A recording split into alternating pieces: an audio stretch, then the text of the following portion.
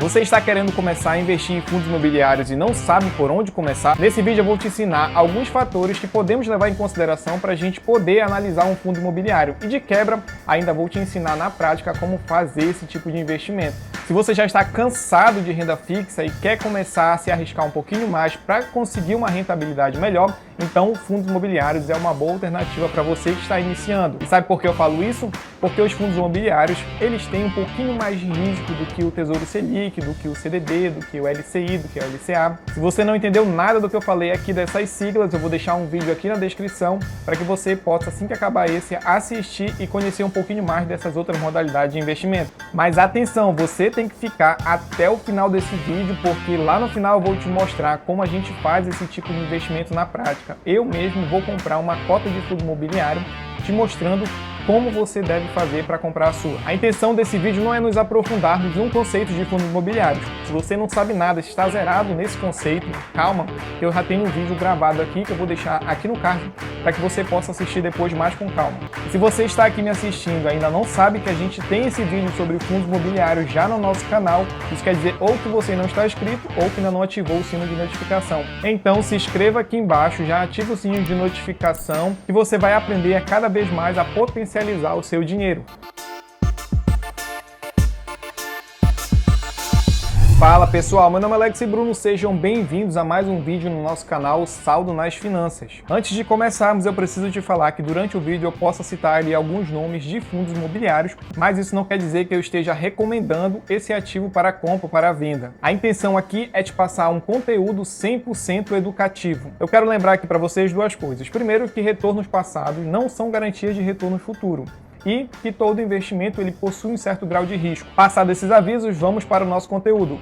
Então vamos lá, existem duas formas da gente buscar informações para a gente fazer uma boa análise dos fundos imobiliários. A primeira delas é o site do RI, que é o site de relacionamento com o investidor, que toda empresa, todo fundo, ele cria justamente para facilitar esse acesso à informação ao investidor. Por exemplo, se você quiser buscar informações sobre o VISC11, pode ir no Google, pesquisar pelo código do fundo e no final colocar o RI. No caso, aqui ficaria VISC11 RI, que nesse site vai aparecer todas as informações do fundo. Ou você também pode buscar informações em sites que fazem tipo um compilado de todas as informações, as principais informações dos fundos. Eles trazem essas principais informações para te ajudar a tomar uma decisão. Existem vários sites que fazem esse compilado de informações, mas o que eu mais utilizo é o Funds Explorer. Existem muitas coisas que podemos analisar nos fundos imobiliários e eu não teria como te falar somente em um vídeo todas essas situações.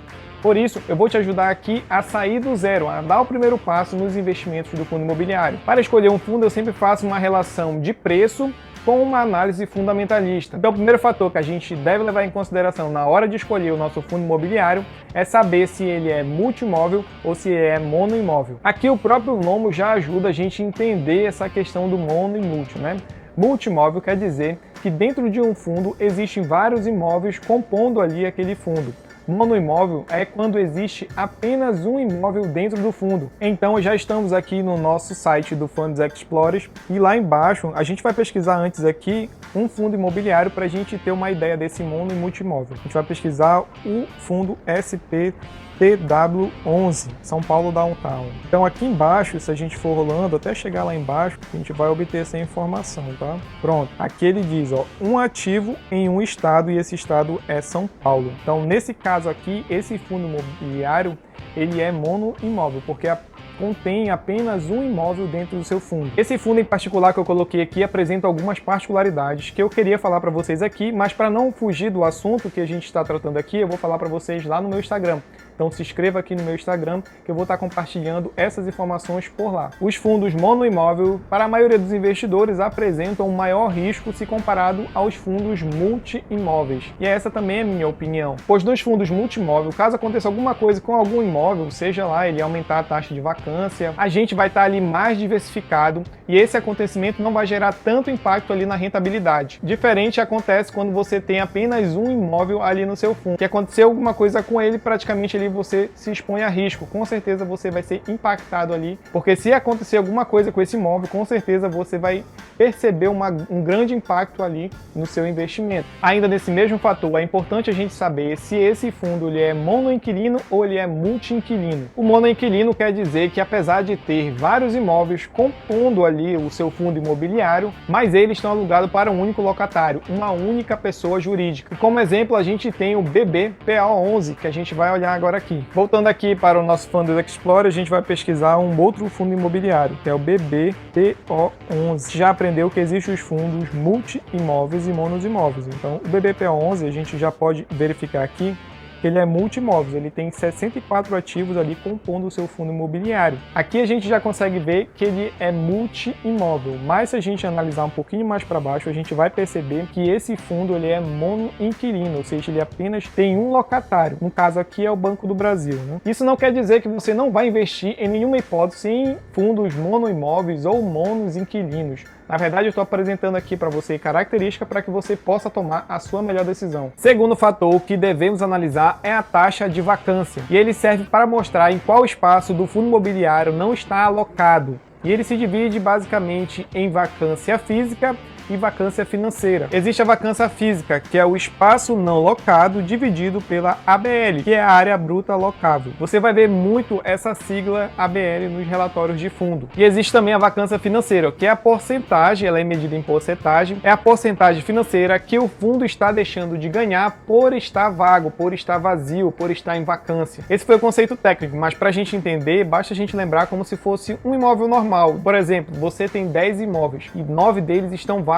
um está locado. Então, 90% dos seus imóveis estão em vacância, estão vagos. E o mesmo ocorre ao contrário. Se você tem 10 imóveis e apenas um está vago, então você tem 10% em vacância, 10% dos seus imóveis em vacância. Então é uma relação inversamente proporcional. Quanto maior a taxa de vacância, menor será o proveito que iremos receber por aquele fundo. Pois como vai ter mais espaço, mais imóveis vazios, menor será também aquela receita que o fundo irá receber dos seus imóveis. Agora nós vamos para o terceiro fator, mas antes eu gostaria que você deixasse o seu like, porque eu tenho certeza que esse conteúdo está agregando muito valor para você. O terceiro fator é justamente o dividend yield, mas para a gente entender, primeiramente, vamos dividir as palavras.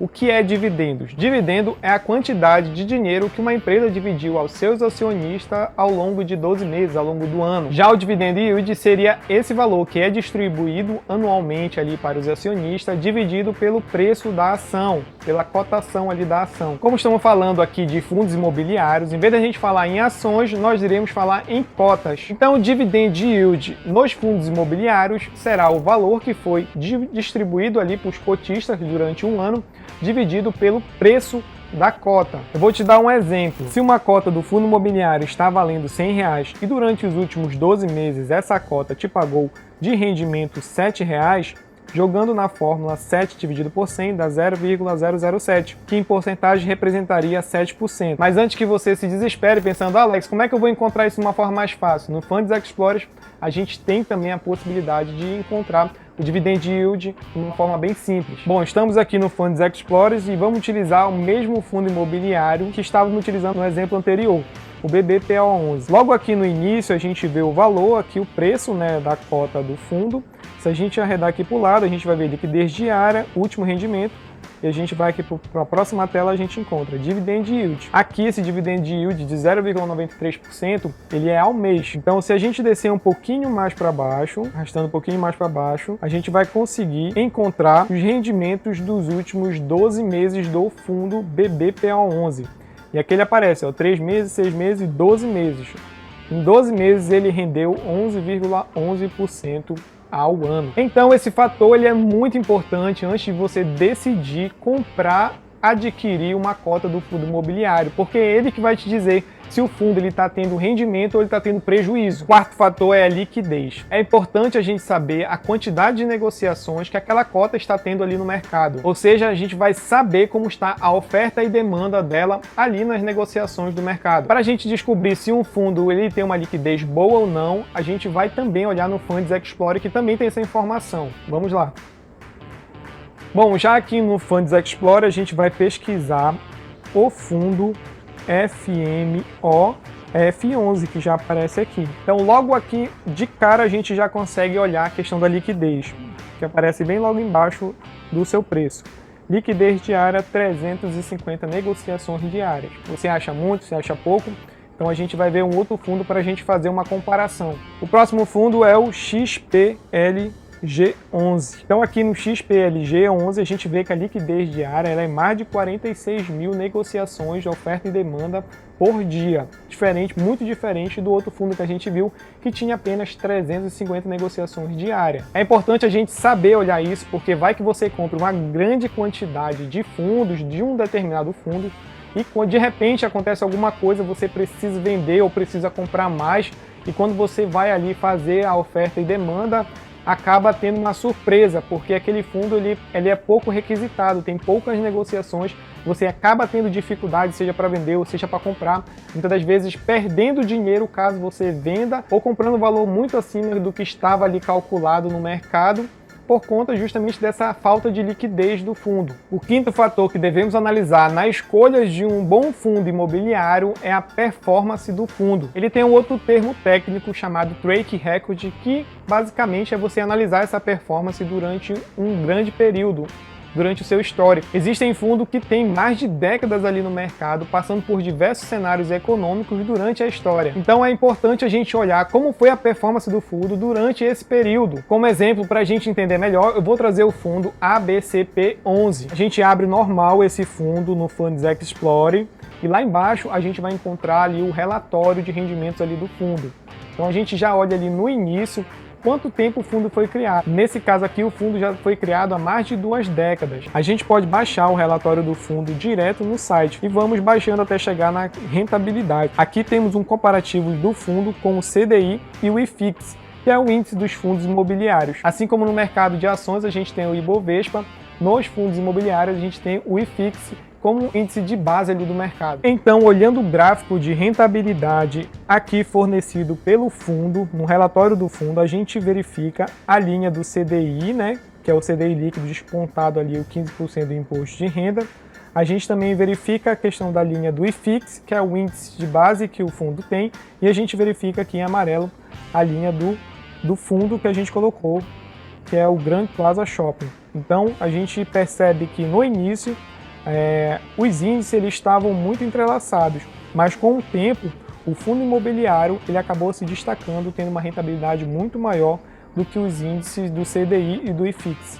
Aqui em cima a gente verifica quanto em porcentagem deu o CDI líquido, né, descontado os 15%, que aparece 118,10%, enquanto que só em distribuição de rendimentos o fundo imobiliário ele teve 102,78% de distribuição. Agora, se a gente analisar a rentabilidade total, a gente vai perceber que o IFIX, que é o índice de base, teve um rendimento de 189,38% nesse período, desde o início da criação do fundo, enquanto que o Grand Plaza Shopping, que é o fundo que a gente está analisando, teve uma rentabilidade de 261,03%. Lembrando que todos os fundos que falei aqui, eles não são indicativos de compra, mas sim têm um caráter puramente 100% educativo. Se você prestou atenção nos 5 fatores que falamos aqui durante o vídeo, então escreva eles aqui no comentário, porque você vai acabar fixando esses conceitos e também eu vou ficar sabendo que você chegou até aqui no vídeo comigo. Agora que a gente já aprendeu como analisar um fundo imobiliário, a gente vai fechar esse vídeo com chave de ouro. A gente vai investir na prática num fundo imobiliário, pois eu vou te mostrar como comprar uma cota de fundo imobiliário. O primeiro passo para a gente começar a investir em fundos imobiliários é abrir uma conta numa corretora. Se você ainda não tem, assista ao vídeo que eu vou deixar aqui embaixo também, que te ensina a escolher uma corretora. A corretora que vamos utilizar aqui é a corretora Rico, que não cobra taxas para investimentos em fundos imobiliários. O primeiro passo é a gente abrir o nosso aplicativo da Rico, que a gente vai investir aqui pelo celular. Aqui, como eu tenho minha digital salva, eu já coloquei aqui salvo a minha senha de acesso. A gente vai em renda variável. Aqui em renda variável já tem alguns ativos salvos, seja que eu investi ou que eu apenas pesquisei, mas no seu caso aqui deve aparecer sem nada. Então você vem aqui embaixo, olha, adicionar ativos, e aqui você pode pesquisar qual ativo você quer colocar. Por exemplo, eu vou colocar um aqui, que aí ele já vai pesquisar um tipo de fundo imobiliário que é que a gente vai investir. No caso, esse que eu pesquisei aqui já está cadastrado lá na frente, então a gente vai voltar. Eu vou clicar em cima dele, tá? Do ativo que a gente vai investir, do fundo imobiliário, e aqui ele já diz o valor, ó, fechamento do dia anterior, 115, abertura do dia, 115, máxima do dia 116 e mínima 115. Então aqui são os dados aí da cotação dos fundos imobiliários. A gente vai apertar em comprar, e aqui ele diz a questão do risco, né? Operação de risco elevado. O que isso quer dizer? É questão da análise do perfil, né? Do investidor. Então aqui eu vou colocar sim, quero continuar. Ele vai aparecer aqui a nossa área de investimento.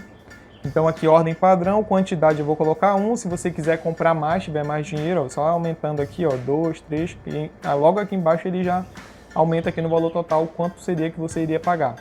Então vamos colocar só um aqui, só para te mostrar. Validade para hoje.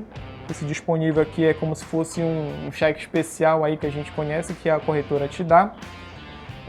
Informação para compra e tal, vamos avançar. Então aqui a gente resume nas operações que a gente está fazendo, né, o preço da ação, no caso aqui é cota, né, o valor dela é para hoje. Avançar. Então ele está pedindo aqui a minha assinatura eletrônica, né, que eu vou colocar. Pronto, coloquei aqui, aperta em confirmar, fecha aqui, pronto. Sua ordem de compra foi gerada com sucesso. Então, por que não executou, né? Vou aqui continuar comprando. Por que não executou? Porque hoje eu estou gravando num domingo, então o mercado não está aberto. Mas aqui já foi agendado para que no próximo dia útil, quando o mercado abrir, essa ordem ela seja executada, tá? Então, todo iniciante de investimentos em fundos imobiliários devem conhecer esses 5 fatores que eu apresentei aqui, eles são básicos. E é óbvio que esses 5 não são todos os fatores que geralmente a gente analisa na hora de investir, mas com certeza ele já vai te dar um norte para você que não sabia nem por onde começar em fundos imobiliários, eles vão te ajudar a escolher ali um bom fundo. Então esse foi o vídeo de hoje, espero que tenham gostado. Não se esqueça de se inscrever no nosso canal, compartilhar esse vídeo com os amigos, aquele amigo investidor que você sabe que quer começar a investir também, compartilha com ele porque esse vídeo deu muito trabalho e você compartilhando vai ajudar esse canal a crescer. Muito obrigado por ficar até o final, te vejo no próximo vídeo, até lá, tchau!